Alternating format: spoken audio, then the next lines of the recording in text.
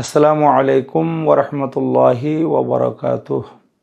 সুপ্রিয় দর্শক শ্রোতা, আমরা সুন্নি নুরানি বোর্ড বাংলাদেশ গঠন করেছিলাম 2019 সালে। এরপর থেকে আপনারা প্রত্যেকে অবগত আছেন 2020 সালে করোনাকালীন সময় আমাদের কার্যক্রমে কিছুটা বাধাগ্রস্ত হই। তারপরও আলহামদুলিল্লাহ আমাদের গতি ঠিক ছিল এবং এই সুন্নি নুরানি বোর্ডের অধীনে আমরা মুআল্লিম প্রশিক্ষণ চালু করেছিলাম। কারণ সুন্নি নুরানি পাঠদান এটা প্রশিক্ষণপ্রাপ্ত শিক্ষক ছাড়া কোনো অবস্থাতেই কল্পনা করা যায় না।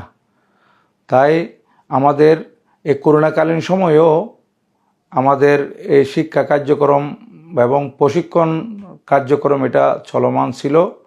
মাঝে মাঝে বন্ধ রেখে আবার চালু করেছি। এভাবে হতে হতে এ পর্যন্ত আমাদের 29তম ব্যাচ শেষ হয়েছে।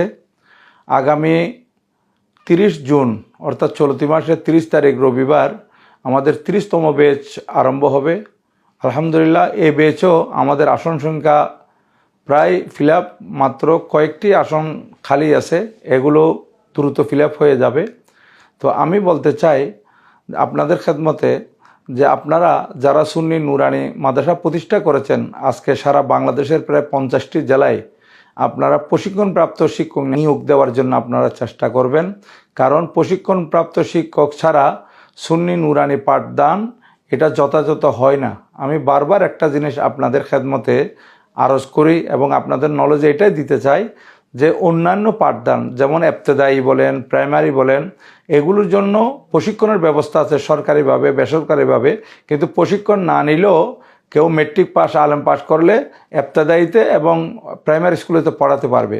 কিন্তু টাইটেল পাস করার পরও যদি নুরানি প্রশিক্ষণ না থাকে তাহলে সুন্নি নুরানি পাঠদান করাতে পারবে না।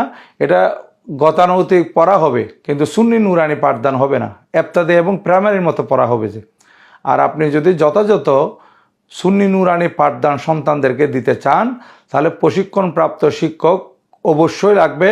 কারণ এই প্রশিক্ষণ যারা নেয় ওনারাই বুঝে কিভাবে ছাত্রদেরকে অল্প দিনে কোরআন শরীফ মশ করা যাবে এবং তাজবিদ মুখস্থ করানো যাবে এবং বিভিন্ন মশালা মশাইল তাদেরকে হেফজ করানো যাবে, হাদিস শরীফ অর্থসহ কিভাবে তাদেরকে মুখস্থ করার এই সুযোগ করে দেওয়া যাবে, এগুলো সব আমাদের প্রশিক্ষণের মধ্যে আসে। তাই প্রশিক্ষণপ্রাপ্ত শিক্ষক যখন সুন্নি নুরানি পাঠদান করেন, শিশুরা অল্প দিনেতেই তারা মাখরাজ মুখস্থ করতে পারে, তাসবিহ শিখতে পারে, কোরআন শরীফ সহি শুদ্ধভাবে তেলাওয়াত করতে পারে, হাদিস শরীফ অর্থসহ মুখস্থ করতে পারে এবং বিভিন্ন মশালা মশাইল তারা অল্প দিনেই শিখতে পারে। একেবারে নুরানি প্লে থেকে শুরু করে নুরানি 3 পর্যন্ত আস্তে আস্তে একটা ছেলে ভালো করে কোরআন শরীফ তেলাওয়াত শিখে ফেলছে এবং 60টির মতো হাদিস পাক সে অর্থসহ মুখস্থ করেছে এবং দৈনন্দিন জীবনের বিভিন্ন মশালা মশাইল সে শিখছে এবং তার হ্যান্ড রাইটিং সুন্দর হয়ে গেছে, কারণ সে প্রশিক্ষণপ্রাপ্ত শিক্ষক থেকে পাঠদান নিয়েছে। আর যদি প্রশিক্ষণপ্রাপ্ত শিক্ষক না হয় তাহলে তার হাতের লেখাও সুন্দর হবে না এবং পড়াটাও যথাযথ হবে না। এই জন্য আপনাদের খেদমতে আরজ করব, আপনারা যারা এভাবে বিভিন্ন জায়গায়, বিভিন্ন জেলায়, উপজেলায়, ইউনিয়নে নুরানি মাদ্রাসা প্রতিষ্ঠা করেছেন, আপনারা আমাদের সাথে যোগাযোগ করবেন এবং প্রশিক্ষণপ্রাপ্ত শিক্ষক দিয়ে পাঠদান করানোর দিকে আপনারা লক্ষ্য রাখবেন।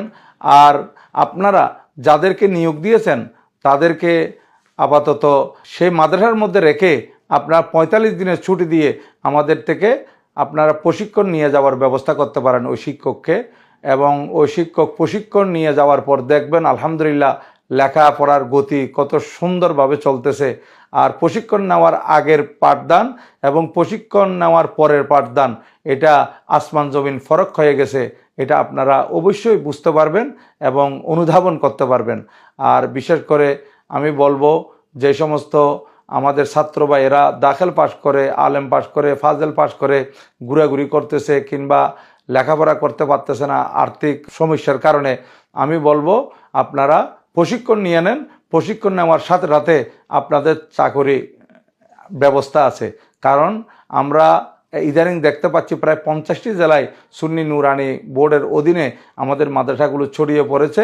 তাহলে প্রত্যেকটা জায়গায় প্রতিনিয়ত আমাদের থেকে শিক্ষক চাচ্ছেন ভাইয়েরা যারা মাদ্রাসা প্রতিষ্ঠা করেছেন কিংবা সুপার আমাদের সাথে যোগাযোগ করতেছেন, মাদ্রাসা শিক্ষক আমাদের সাথে যোগাযোগ করতেছেন, কমিটির লোকেরা আমাদের সাথে যোগাযোগ করতেছেন, আমরা শিক্ষক দিতে পারতেছি না। আপনারা যদি প্রশিক্ষণ নেন তাহলে অবশ্যই আপনাদের এটা বড় খেদমত হবে, সুন্নিয়তের খেদমত হবে, আর্থিকভাবেও আপনি সচ্ছল হতে পারবেন যদি আপনি প্রশিক্ষণটা নিয়ে নেন। তাই আমি সবার প্রতি অনুরোধ রাখবো আপনারা সেই দিকে লক্ষ্য রাখবেন এবং এই বিষয়টা আপনারা নলেজে নিয়ে প্রশিক্ষণ গ্রহণ করার জন্য চেষ্টা করবেন। আসসালামু আলাইকুম ওয়া রাহমাতুল্লাহি ওয়া বারাকাতুহু।